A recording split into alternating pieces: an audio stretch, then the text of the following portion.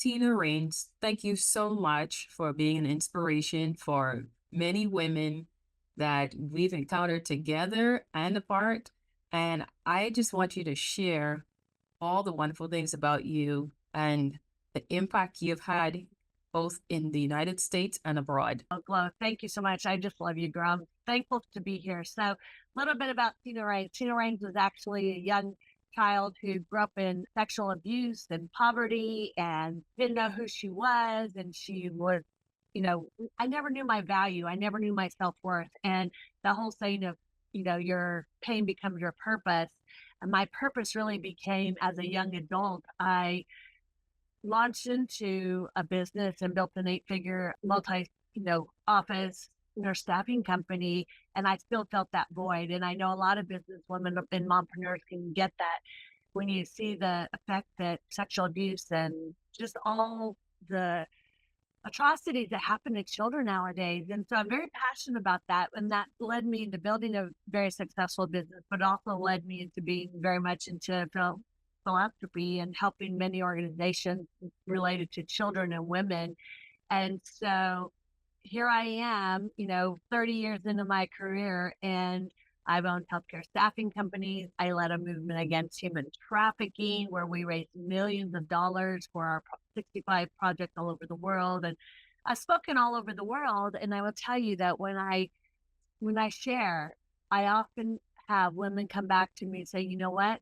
I'm a successful entrepreneur. I'm a successful leader, but I still am missing something. Like there's still that void.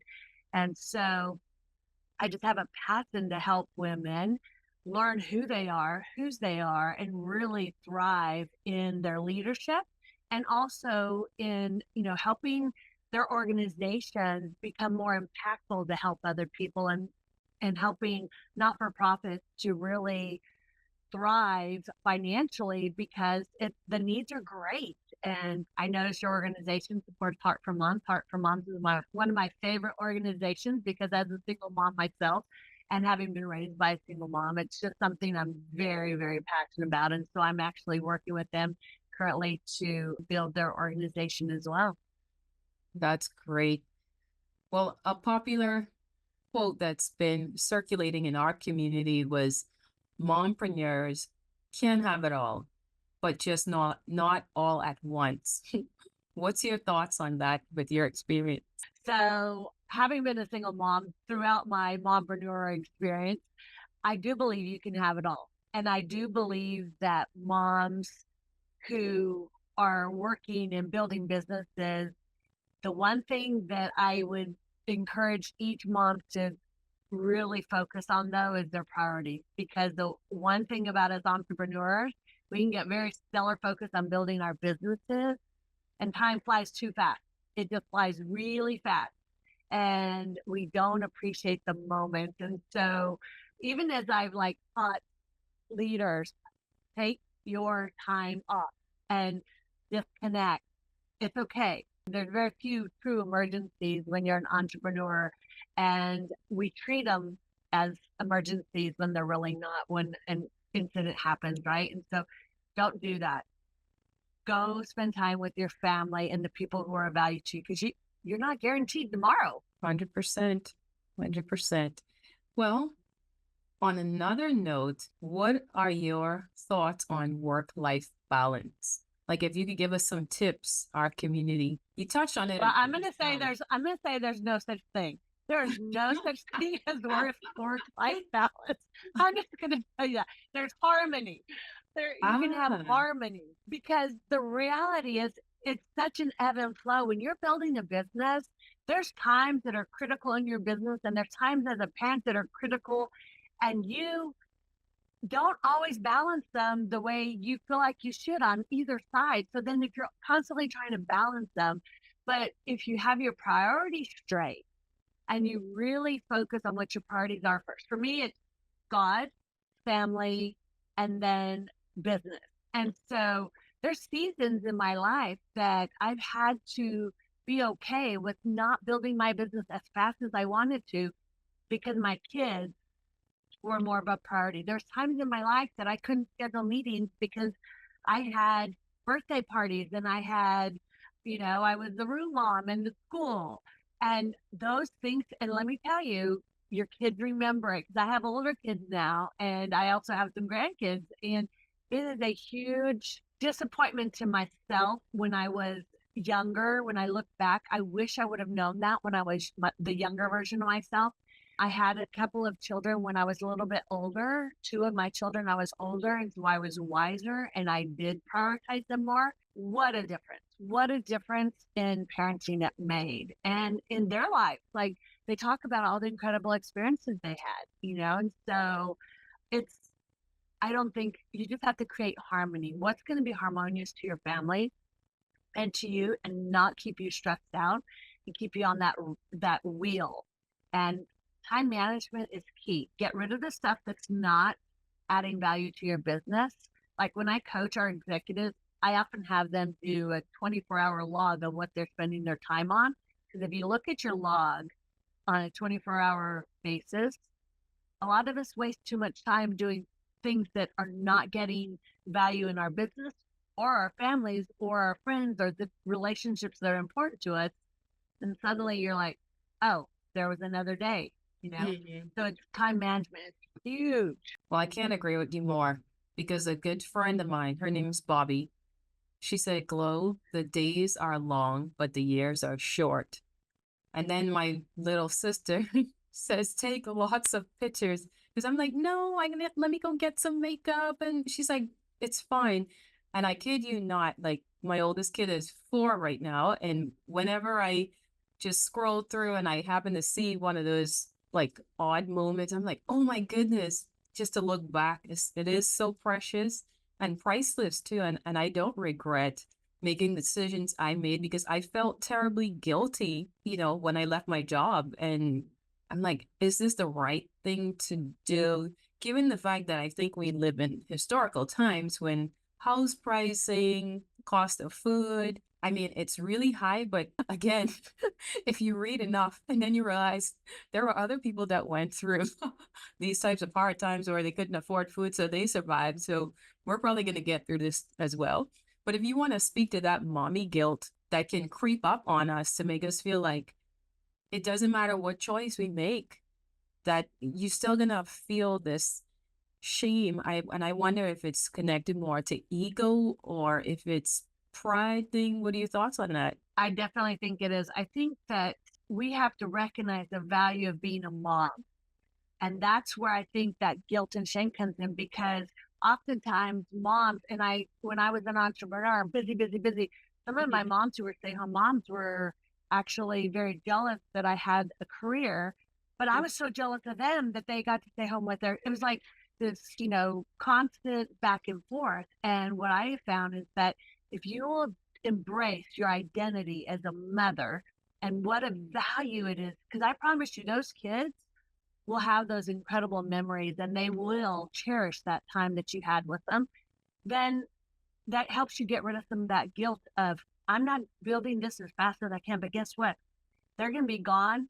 And when they're teenagers, they're not going to be home. I'm going to have plenty of time to build a business, a lot faster. And it's okay. Give yourself permission to focus on being a parent. And you know what? You don't need 12 hours of sleep and you don't need TV. Sometimes you just have to cut that stuff out so that you can have less guilt and less shame of not being able to feel like you do it at all.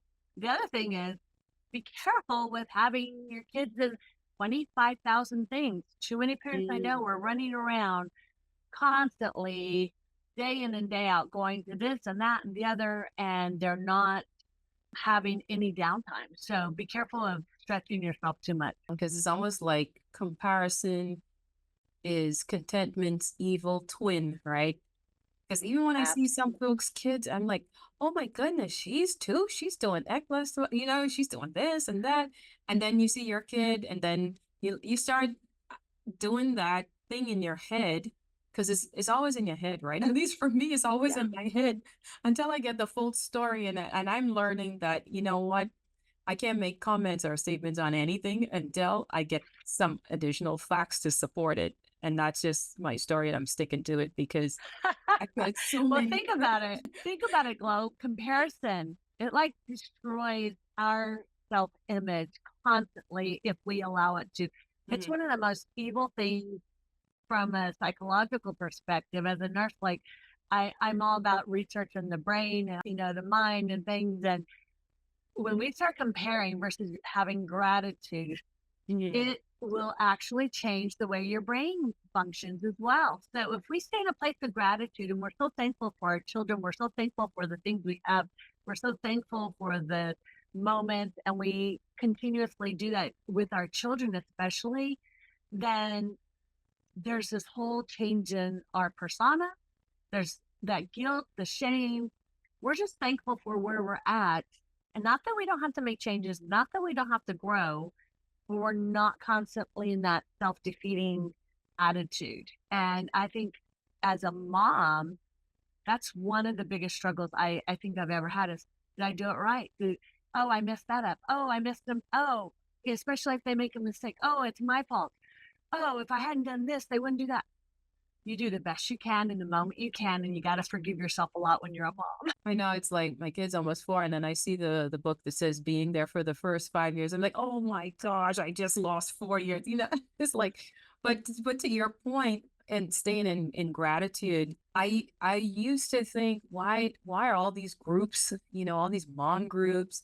And then when I really got it and started attending groups, because even the pandemic, when there was isolation, and a lot of people can relate to that. But baby number two came when you can go out and meet people in groups and stuff. And I noticed, like you said, the moms who weren't, or maybe they didn't have the ability to even consider entrepreneurship as a way to supplement income. They look at you like their eyes glaze over when you're talking about, oh, I got to get to a meeting, or oh, she thinks she's important. And the little chit chats start, what they call the itty bitty spitty committee, start going. Yeah. It's like, I don't like that. And that's how I formed Mompreneur Source, because I needed not just a community online, but once I started to get into the room and speak to moms like yourself, and someone was like, "Oh no, my kids are grown." Well, you know what? That wisdom that you guys carry, it's saving mom's sanity all over the world. So please keep sharing your wisdom, because the way to stay in gratitude really is surrounding yourself in that community. And Tina, I know you have a great community with Masterpiece Moms. So if you want to touch on that, because we can only get stronger together.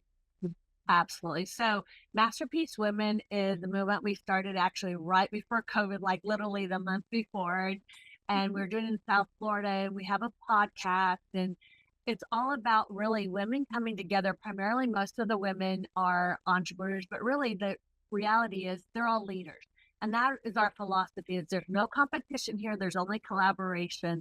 And we want to grow to be the best leaders we can in our homes, in our businesses, in our communities, and make impact in our community in an authentic relationship. Though, ladies, we've got to be authentic and share. Like, as a mom, I'm struggling with this, and it's okay. It's okay to struggle. It's okay to be real, and then to find solutions to those struggles, and to get in a circle of community of women who will encourage you and help you get through it and hold you accountable, because there's accountability factor too, right? So, matter of fact, we're about to launch another Bible study and mastermind online on Monday night starting September 23rd. If you hear this before, come join us. It's masterpiecewomen.org. And it's a free online Bible study that really just help women overcome the obstacles, whatever they are in their lives, whether it's personal, spiritually, or financially in their businesses, and really help us go to the next level and summit our mountains. And as I've summited Mount Kilimanjaro a couple of times, Base Camp Everest. So I use some of those analogies in my leadership training and really and teaching. You can overcome any obstacle if you have the right gear, the right mindset, the right community, and the right perspective. So I mean, and just the thought of climbing a mountain, forget Mount Kilimanjaro. As a matter of fact, just the thought of climbing a hill right now just feels so defeating. Because as a mom, we find ourselves in that space and place. So, Tina, I'm looking forward to having you back, because this time has gone by way too short, but we had to get a great intro so people can see who you are and find you here in the Mompreneur Source community. So thank you so much for joining us today. My pleasure. Thank you for having me.